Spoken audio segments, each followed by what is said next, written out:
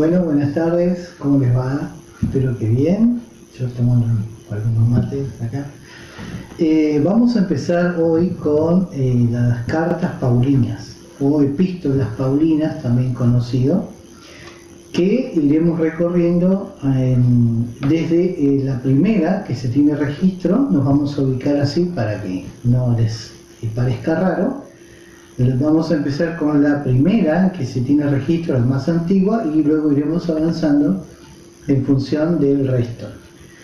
Algo que hay que decir de las cartas paulinas escritas por el apóstol Pablo, para hacerlo más fácil, es que son 13, es un cuerpo de epístolas, de escritos, que se hicieron entre el 20 y el 25 después de la resurrección y ascensión del Señor. O sea que estamos hablando que está en el año 50-51 después de Cristo, ¿sí? Data la escritura.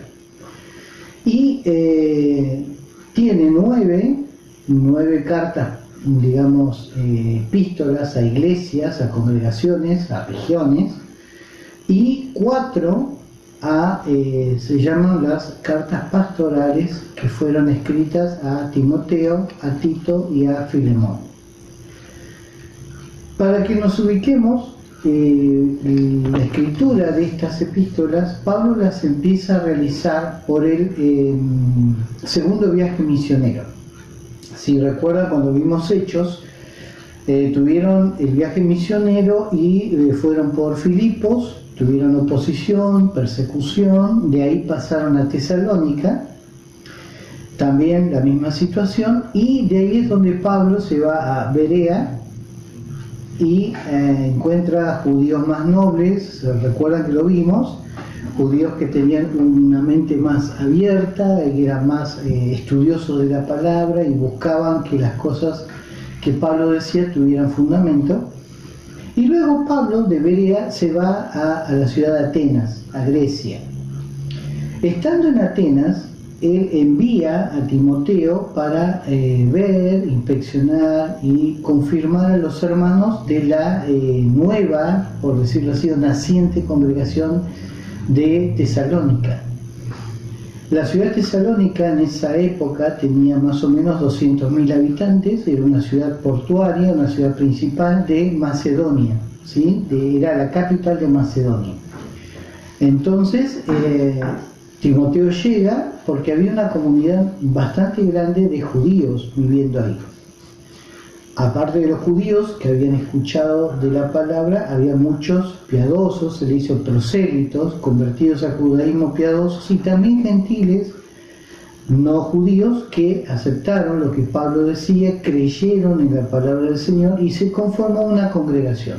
Esa congregación es la iglesia de Tesalónica y se cree la más antigua, o fue la primera organizada por el año 51 después de Cristo. Volviendo al tema, Timoteo va a la ciudad, encuentra la congregación, está con los hermanos un tiempo, ve las necesidades, les transmite lo que Pablo les había escrito, y luego vuelve con un informe y Pablo lo vuelve a escribir para confirmar a los hermanos mediante una carta. En esa época las cartas eran rollos de papiro o de otro material vegetal que no era que se enviaban a una sola congregación, sino que se hacía circular entre las congregaciones hermanas de una región. Así, vamos a ver más adelante, cuando Pablo escribe a los Gálatas, ¿sí? No es que fue solamente a esa congregación, sino que fue a todas las congregaciones dispersas por la región de Galacia. Asimismo, cuando escribimos sobre Pablo a la iglesia de Tesalónica, es que era Tesalónica como ciudad principal de Macedonia, pero había hermanos creyentes en Cristo dispersos por Macedonia. Entonces todos tenían acceso a esta carta. Es tanto que Pablo al final dice que les conjuro o les comprometo en el nombre del Señor que cada hermano, cada santo lea esta carta. Fíjense la importancia que tenía hacer circular cartas de este tipo a las congregaciones nuevas. Hoy tenemos la facilidad del internet y del correo electrónico o del mail, donde nos llegan noticias en cuestión de segundos.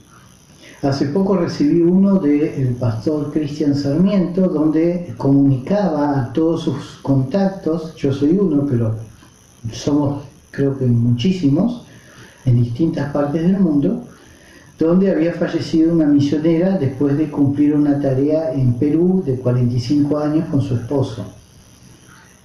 Imagínense esto en la época de Pablo, se demoraba muchísimo, entonces había que prestar atención a estar con las personas. Se cree que esta carta, la primera de Tesalonicenses, fue escrita después de 6 meses de ausencia de Pablo de la iglesia. Pablo se va de Tesalónica por la persecución, por la oposición hostil que tenían los judíos tradicionales hacia su persona, y es por eso que sale de Tesalónica y termina pasando por Berea hasta Atenas. Entonces vemos que él estaba realmente preocupado por la congregación nueva. Un corazón de pastor, él quería que sus hermanos estuviesen bien, que estuviesen firmes, que no se hubiesen desanimado. Entonces toda la carta de Tesalónica, la primera, tiene que ver con las necesidades, con las inquietudes de la congregación y sobre todo confirmarlos en la fe y animarlos, reconociendo primero el amor, el servicio que tenían y que seguían teniendo los tesalonicenses, la fe que habían mantenido a pesar de la persecución, de la oposición de su lugar, la esperanza de la venida del Señor, que toda la epístola, toda la carta de Tesalonicenses habla de la venida de Cristo, y también de que fuesen, digamos, fervorosos. Un rasgo característico que tenía la congregación de Tesalónica era que era una iglesia fervorosa, inmadura, pero fervorosa. Entonces Pablo lo que trataba era que mantuviesen el fervor, pero que fuesen madurando, aprendiendo, no olvidándose de la palabra, dándole lugar a los dones espirituales, reconociendo las autoridades que estaban ahí presentes, haciendo el bien para con los de afuera, teniendo buen testimonio, cuidando su familia. Había un montón de recomendaciones que Pablo quería haberles dado en persona, pero no pudiendo hacerlo, él lo escribe y por mano de Timoteo les hace llegar esta carta. Así que empezamos con las cartas paulinas, con esta que es primera de Tesalonicenses. Para que tengamos un conocimiento, la segunda carta a los tesalonicenses fue escrita ahí poquito, 6 meses de diferencia, no había mucho más que eso. Y la mayoría de las cartas y epístolas de Pablo fueron escritas entre el 20 y el 25 después de Cristo. O sea que fíjense la tarea ardua, la tarea dura de ir viajando, levantando congregaciones, pero a la vez acordándose, sosteniéndolas, escribiéndoles, estando atentos a sus necesidades. Realmente una tarea pastoral grandiosa, ayudado por colaboradores como ya vimos, Timoteo, Lucas, Silas, Bernabé, que estuvieron siempre ahí, y los hermanos que fueron apareciendo a medida que Pablo levantaba congregaciones. Así que ahora terminamos con 1 Tesalonicenses.